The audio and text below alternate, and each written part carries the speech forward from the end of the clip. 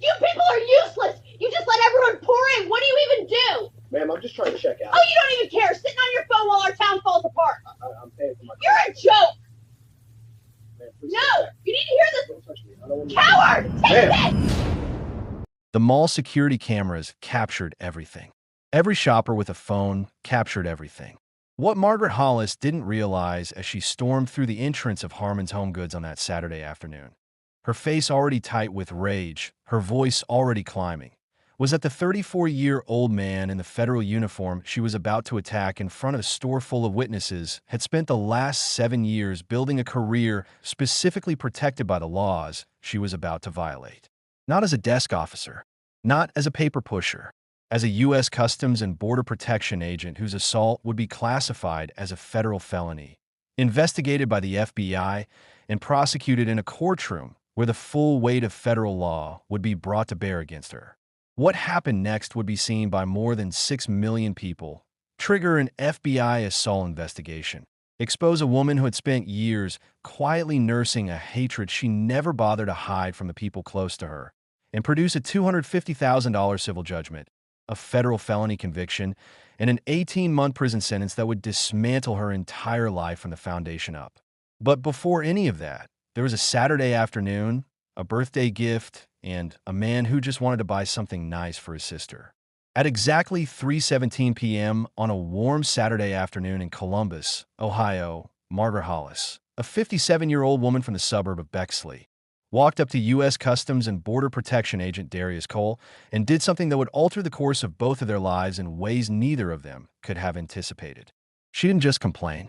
She didn't just make a scene. She physically attacked a federal officer inside a crowded shopping mall while screaming racial slurs, so vile that the store clerk on duty would later tell investigators she had replayed the audio recording 3 times because she couldn't believe what she was hearing was real. What happened next wasn't just an arrest. It became a federal case, a viral moment, a legal reckoning, and ultimately a lesson written in lost jobs, broken marriages, prison sentences, and court-ordered debt that Margaret Hollis will spend the rest of her life paying. Before we go any further, where are you watching from right now? If this is your first time here, hit that subscribe button. Stories like this one need to be told, and your support is what makes it possible for us to keep bringing them to you. Darius Cole had been a federal officer for 7 years. In that time, he had processed thousands of travelers, worked border checkpoints in 2 states, de-escalated situations that could have turned violent with nothing more than a calm voice and a steady posture, and earned 3 formal commendations from supervisors who described him in writing as one of the most composed and professional agents they had encountered in their careers. He had been selected to represent his unit at regional law enforcement training conferences. He had received a letter of recognition from his district director for his handling of a complex border incident involving a family in medical distress, a situation that required quick thinking, sensitivity, and the kind of human judgment that cannot be trained into someone who doesn't already have it.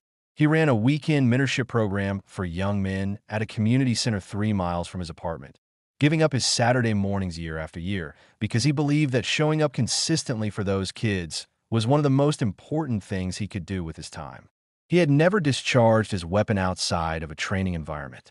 He had never received a misconduct complaint. He had never once been disciplined for anything across 7 full years of federal service. He was, by every professional and personal measure, exactly the kind of person you hope is wearing that uniform. And on that particular Saturday, he was not wearing it for work. He had driven directly from his morning shift at the checkpoint to Greenfield Junction Mall because he hadn't had time to go home and change, and his sister's birthday was the following week, and he had not yet bought her anything. He was standing near the back wall of Harmon's Home Goods, holding a candle gift set, scrolling through his phone, debating whether she would prefer the lavender or the vanilla. He had no idea what was about to walk through that door. Margaret Hollis had been having a bad day. That is the most charitable framing available for what preceded what she did. So let's say it once and move on, because a bad day is where the sympathy ends and where the choices begin. Her connecting flight home from visiting family in Memphis had been delayed by nearly 5 hours. The parking garage at Greenfield Junction was almost completely full when she arrived, and she had to circle 3 levels before finding a spot at the very top. The escalator connecting the parking structure to the mall entrance was out of service, and she had to take the stairs carrying 2 bags.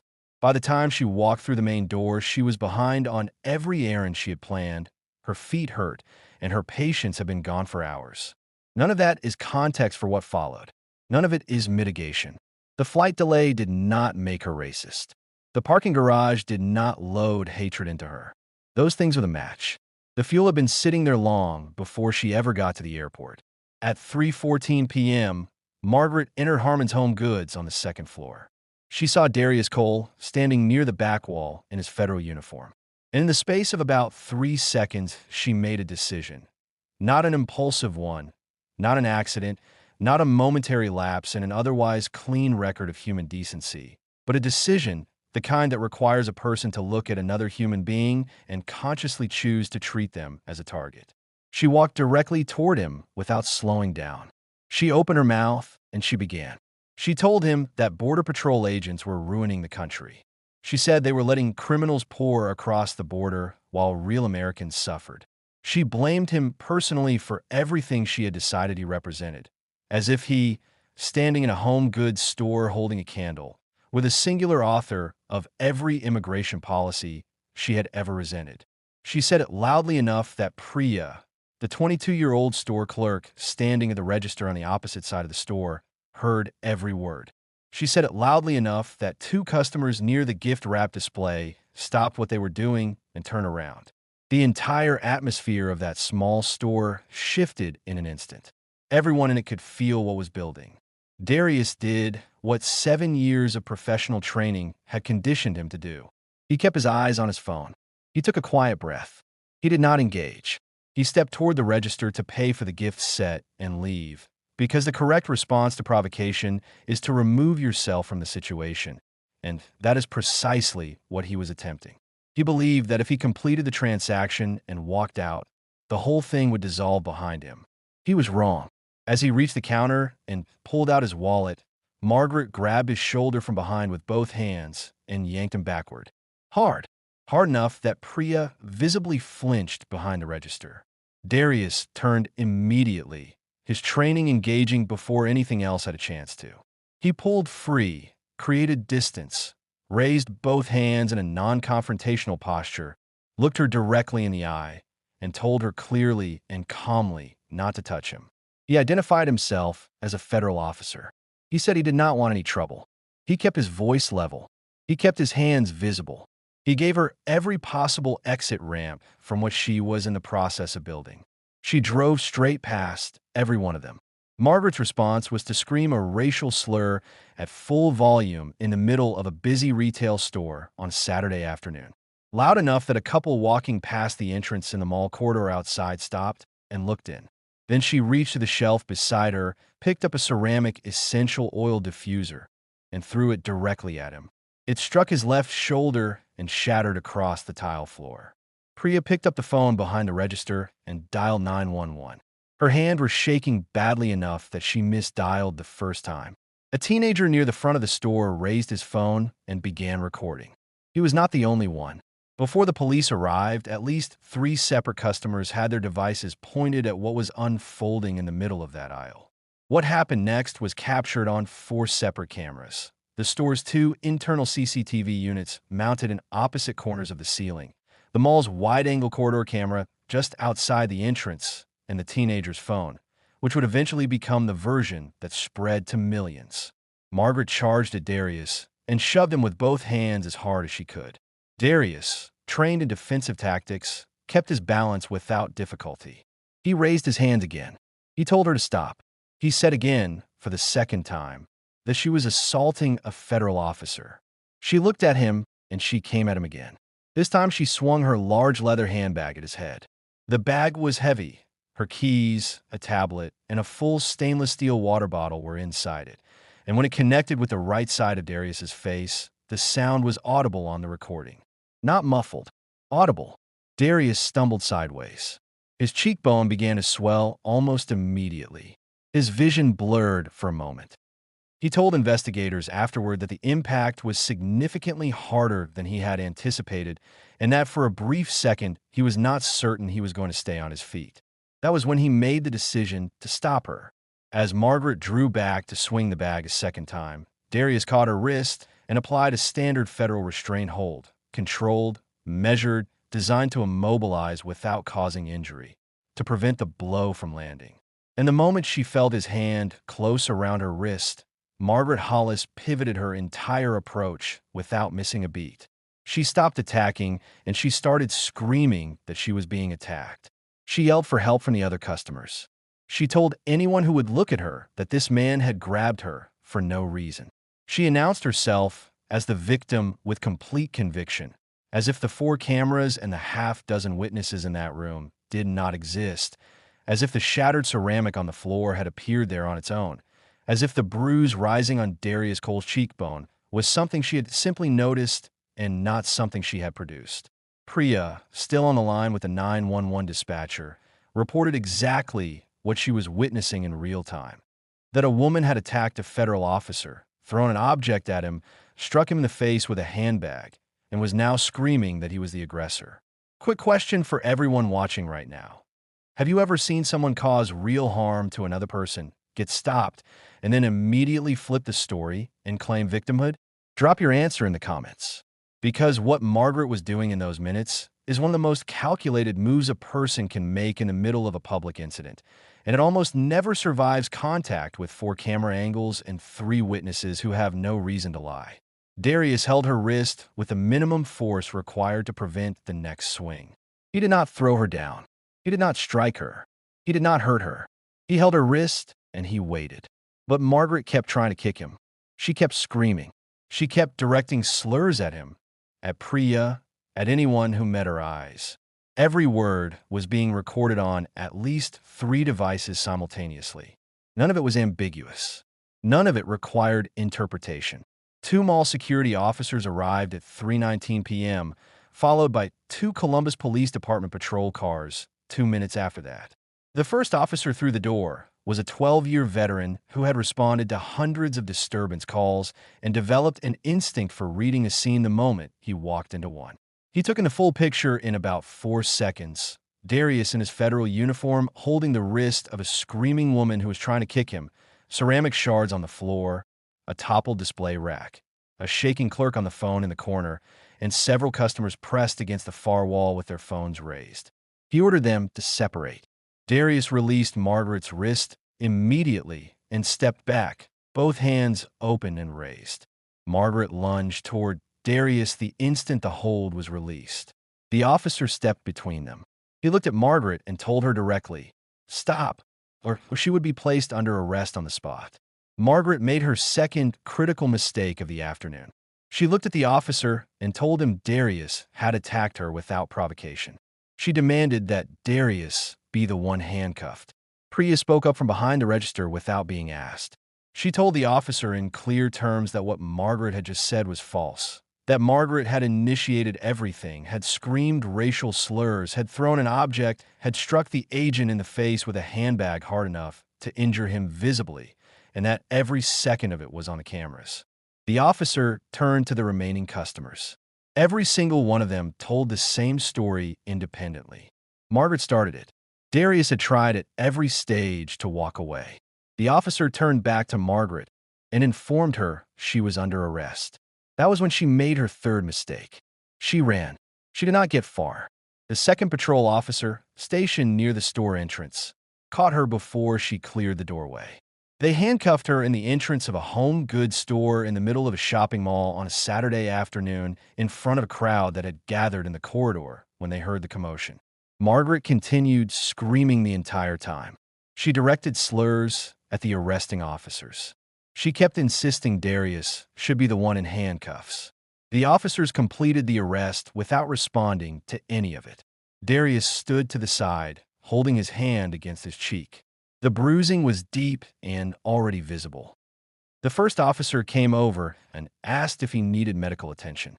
Darius said his face hurt badly and that his vision had been briefly affected, but that he wanted to give his full statement before he went anywhere. The officer photographed the injury. Then he asked Darius whether he wanted to press charges. Darius said yes without any hesitation. He said what happened had gone too far to be treated as anything other than what it was. He said there had to be consequences. He was right. And here is where people who have never dealt with federal law often fail to understand how dramatically the ground had just shifted beneath Margaret Hollis. Assaulting a person is a crime under state law. It is serious and is prosecuted. But assaulting a federal officer who is identifiable as such is a federal offense under 18 U.S.C. Section 111, and the penalties that accompany it exist in an entirely different category. Margaret did not pick a fight with a stranger in a mall. She picked a fight with someone whose protection is written into federal law, and the machinery that enforces that law moves with a speed and thoroughness that state systems rarely match.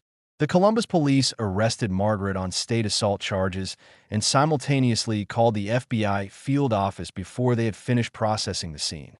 Within 3 hours, an FBI agent was in the precinct reviewing all 4 videos in sequence, reading every witness statement, and examining the photographs of Darius's face and the medical notes documenting the hairline fracture that imaging would later confirm in his cheekbone. The agent went through everything. Then the agent made the decision that would define the next several years of Margaret Hollis's life. She would face federal charges. Margaret spent that night in a cell. She was allowed 1 phone call. She called her husband, Gerald, who listened to what she told him in silence. She would later describe to her attorney as the most frightening thing she had experienced in their 24 years together. Not anger, not shouting, just absolute silence. Gerald came to the station the following morning and learned that bail had been set at $50,000. He paid $5,000 to a bondsman to get her out. That was the first crack in what would become a total financial collapse. Do you think $50,000 bail was the right call? Keep watching, because by the time this story reaches its end, that $5,000 will look like the smallest number in a very long and very painful list.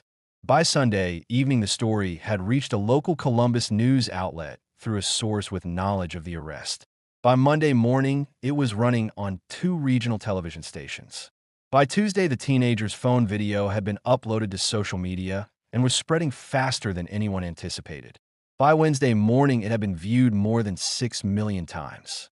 People watched in real time as a 57-year-old woman screamed at a calm, uniformed federal officer, threw a ceramic object at him, swung a loaded handbag into the side of his face, tried to run from police, and then told the arresting officers that she was the victim. The audio was the part that people kept replaying and sharing. Every slur she had screamed was captured with complete clarity. There was no ambiguity. There was no version of events in which what was on those recordings could be read differently than what it was. Margaret's identity was confirmed by online users within hours of the video going viral. Her social media profiles were found and screenshotted before she could take them down.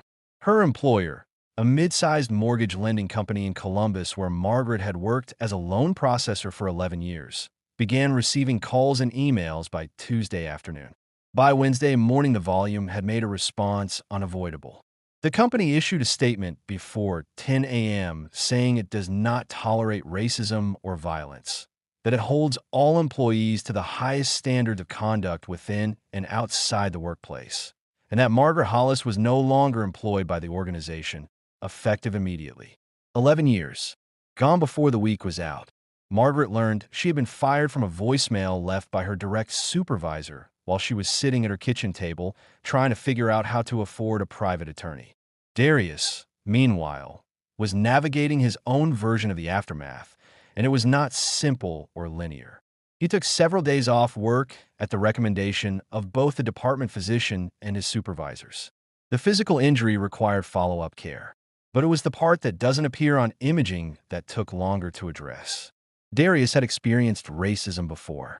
As a black man in America, that was not a new reality.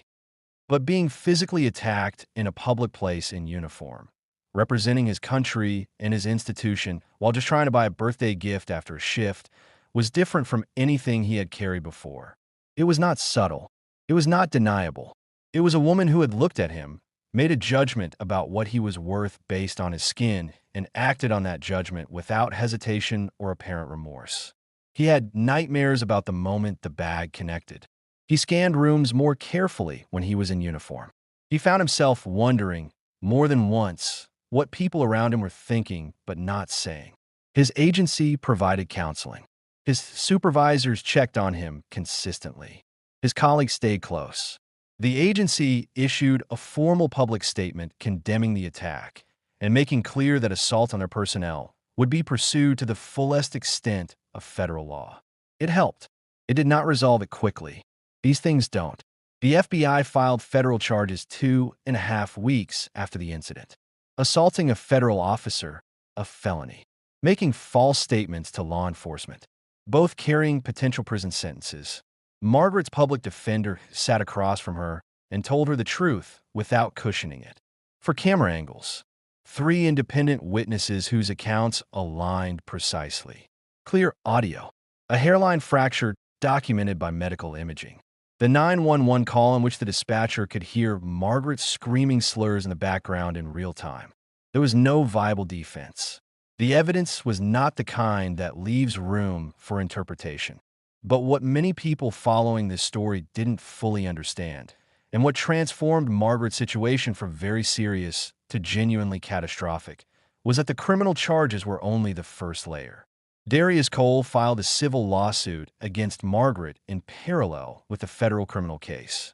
He sued for assault, battery, intentional infliction of emotional distress, and civil rights violations under federal statute. His legal team sought compensatory damages for his medical expenses, lost wages, and the cost of the counseling he required. They also sought punitive damages, the kind awarded not to compensate the victim, but to punish the defendant and establish clearly that this kind of conduct carries a price. Gerald sat with Margaret and laid out the math as plainly as he could. They had already spent the bail money. The criminal defense was consuming what remained in their savings. Fighting a civil trial on top of that would require resources they did not have. He told her to settle. Margaret refused. She told Gerald she was not going to let Darius Cole take everything from her. She said she was going to fight it. She was wrong about how that would go. The criminal trial lasted 3 days. The prosecutor played all 4 recordings for the jury in sequence. Every juror watched the complete, unedited sequence. The approach, the escalating language, the shoulder grab, the first slur, the ceramic diffuser, the charge, the shove, the handbag, and the immediate pivot to claiming victimhood the moment Darius caught her wrist. They heard Priya's testimony. They heard from both remaining customers. They reviewed the medical records. The jury deliberated for 1 hour and 47 minutes. Guilty on all counts. At sentencing 1 month later, the federal judge addressed Margaret directly. She said what the court had seen on those recordings was not a person having a bad day.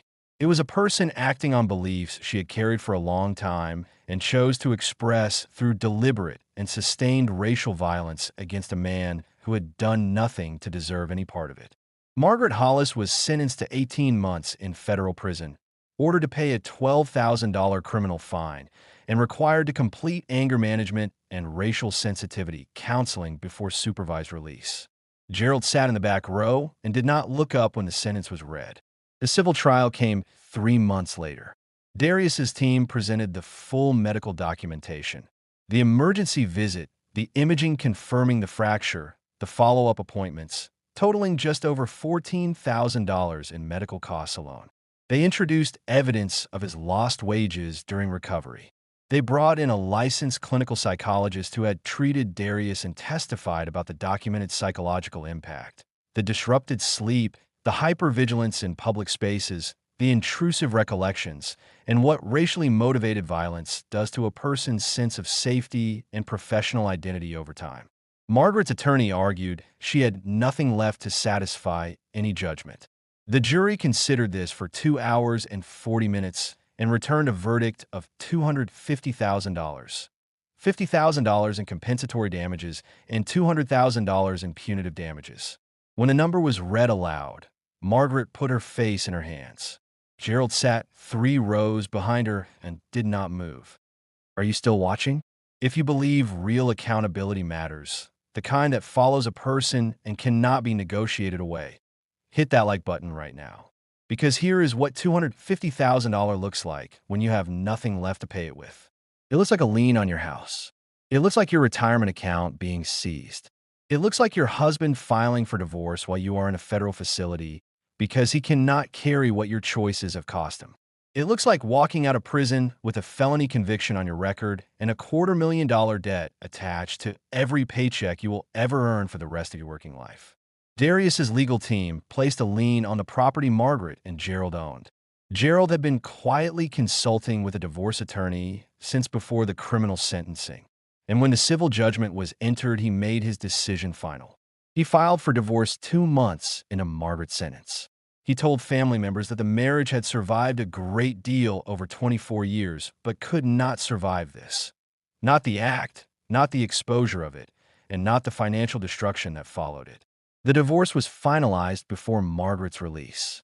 The court assigned the full $250,000 civil judgment to Margaret alone, on the grounds that it arose entirely from her individual conduct. Gerald was awarded the majority of their remaining liquid assets. Before refinancing the house, Gerald paid $30,000 to remove the lien. That money went directly to Darius. After Margaret's release, her vested retirement account from the mortgage company was located and seized. Another $40,000. Approximately $70,000 of the $250,000 reached Darius in the years following the verdict. His attorney was honest with him about the likelihood of collecting the full amount given Margaret's circumstances. Darius said he understood. He said the number was never really the point.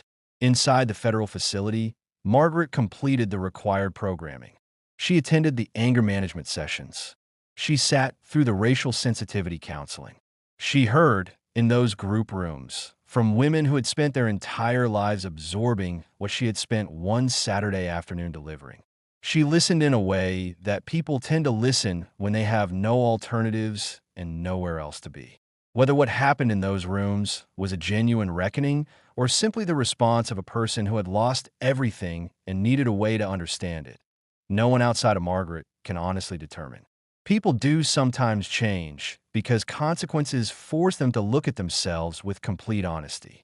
That change can be real even when it arrives under compulsion. Darius returned to full duty. The nightmares faded over months. The hypervigilance eased. He continued the mentorship program on Saturday mornings. He continued building the career he had spent 7 years earning before a stranger decided he was a target.